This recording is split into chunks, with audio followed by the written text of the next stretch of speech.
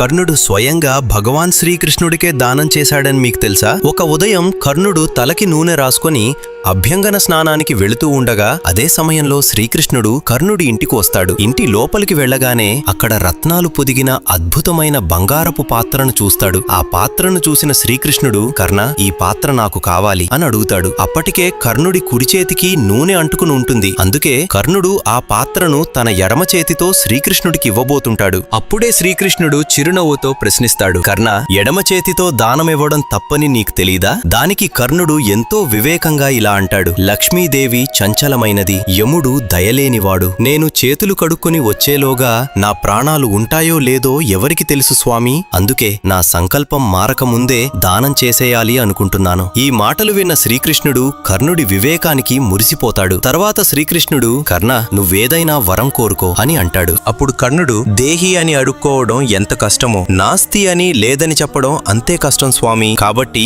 ఈ జన్మలోనే కాదు, ఏ జన్మలోనైనా నా నోటి నుండి దేహి, నాస్తి అనే పదాలు ఎప్పుడూ రాకూడదు. అదే నాకు వరం. ఈ మాటలకు శ్రీకృష్ణుడు ప్రసన్నుడై ఆ దానాన్ని స్వీకరించి తదాస్తు అని వరమిస్తాడు. అందరూ హృదయపూర్వకంగా జై శ్రీకృష్ణ అని కామెంట్ చేయండి.